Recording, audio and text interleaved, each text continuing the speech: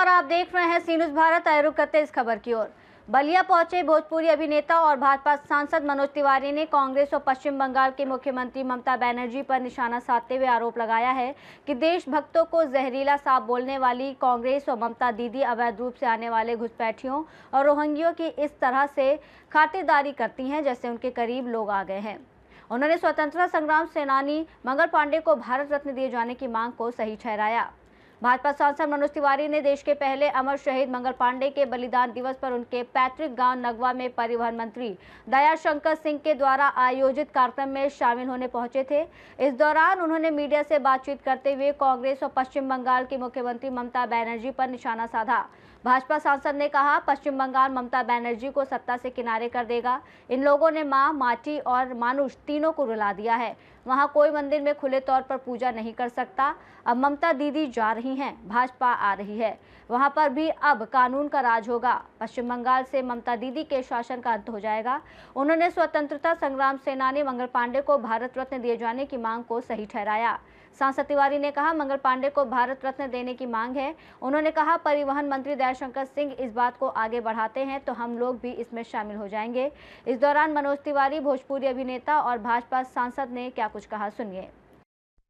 ऊपर मत पहले से आईडी नीचे करा जाए यार, और वो नया मीडिया कुछ करते होंगे, लेकिन हमारे उत्तर प्रदेश के माननीय परिवहन मंत्री दयाशंकर सिंह जी ने जो इसमें इसकी शोभा बढ़ाई है और जिसका महत्व बढ़ाया है, जगाया है, वो एक यूनिक है।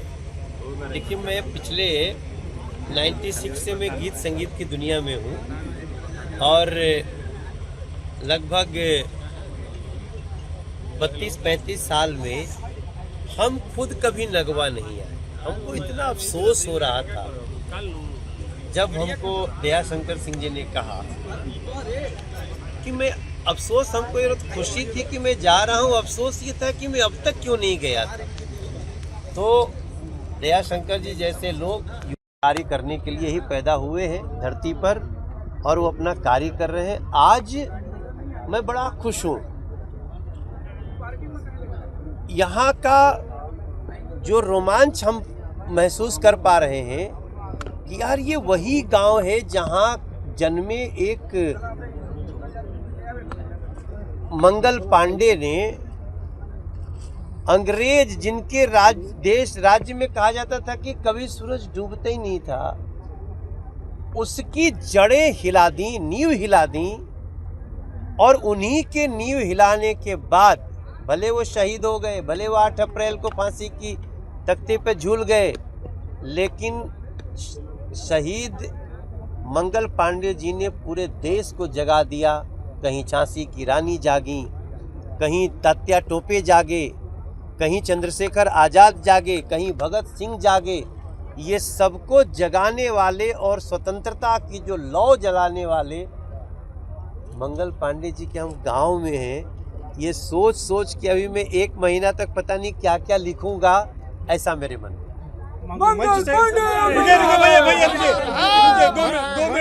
मंच से भारत रत्न देने की बात भी हुई, मंगल पांडे को क्या कहेंगे, मांग करेंगे आप? मैं तो अच्छा, मेरे सामने तो ये बात नहीं आई तो थोड़ा मैं लेट, मगर ये बहुत वाजिब मांग है। मंगल पांडे तो भारत रत्न है ही, और अगर दयाशंकर भाई इस बात को आगे बढ़ाते हैं तो हम लोग भी इसमें शामिल हो जाएंगे। मंगल पांडे जी को अगर भारत रत्न न मिले तो किसको मिले? तो अगर ये यहाँ की भावना आई है, वैसे तो मैं बताऊं, मंगल पांडे जी भारत रत्न से बहुत ऊपर है। फिर भी सम्मान तो सम्मान होता है। आज के बाद हम इसके लिए आवाज़ उठाएंगे। इससे अलग अगर बात की जाए तो आज ममता बनर्जी ने कहा है कि और ऐसे दो विषैले सांपों से और कोबरा से बच के रहना चाहिए। देखिए, पूरा पश्चिम बंगाल ना ममता दीदी को एकदम किनारे कर देगा सत्ता से। इन लोगों ने माँ, माटी, मानुष तीनों को रुला दिया है। वहाँ कोई अपने मंदिर में पूजा नहीं कर सकता खुल के, अपने त्योहार मनाने के लिए उसको तमाम साजिश मतलब उसके खिलाफ साजिशें हो जाती हैं। अब ममता दीदी जा रही है और भाजपा आ रही है और वहाँ पे भी कानून का राज होगा, भगवा लहराएगा और उसके फ्रस्ट्रेशन में जितना कुछ निकल रहा हो निकलने दीजिए। हमें दुख तो इस बात का है कि इस लोकतंत्र में सबको अपनी बात कहने का अधिकार है। एक कांग्रेस पार्टी है और एक ममता दीदी है, ये लोग देशभक्तों को जहरीला सांप बोल रहे हैं और इलीगल घुसपैठियों को, जो रोहिंग्या बांग्लादेशी इलीगल घुस के आते हैं, उनको ऐसे खातिरदारी करते हैं जैसे पता नहीं उनके कौन से करीबी लोग आ गए। तो अब ये पश्चिम बंगाल से ममता दीदी का शासन का अंत हो जाएगा।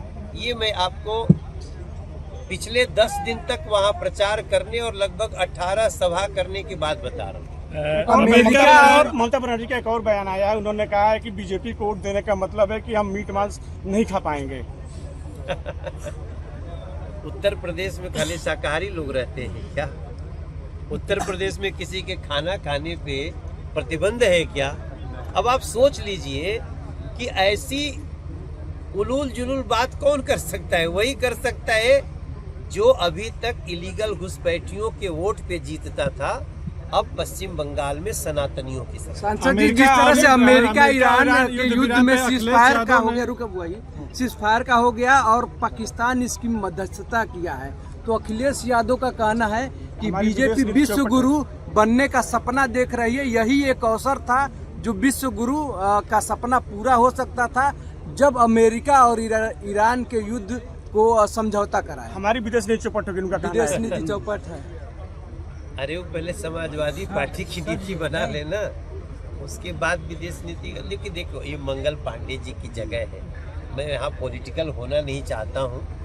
मैं सिर्फ इतना बता रहा हूँ कि भारत और भारत के प्रधानमंत्री मोदी जी ये वो पॉलिसी पे चल रहे हैं जहाँ पूरी दुनिया में हम शांति का माहौल बना रहे हैं और ये जो कुछ भी हुआ है उसमें भारत का बहुत बड़ा रोल है।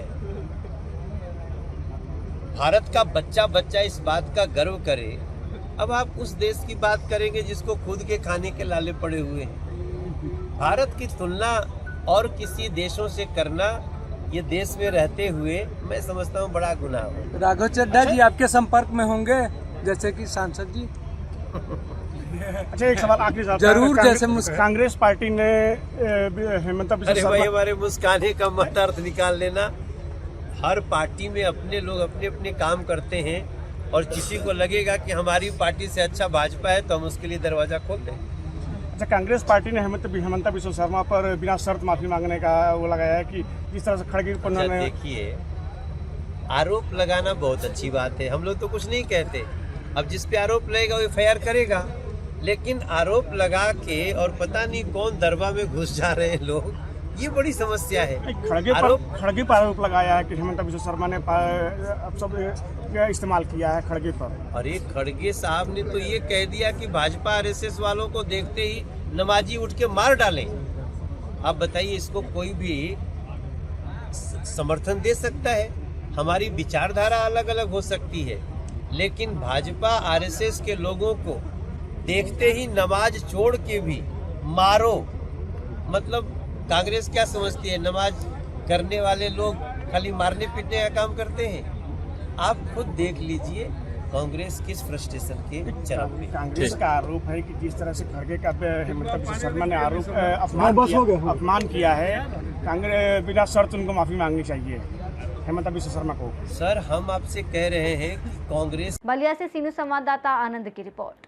इस रिपोर्ट में फिलहाल इतना ही। देश और दुनिया की तमाम बड़ी खबरों के लिए देखते रहिए सी न्यूज़ भारत।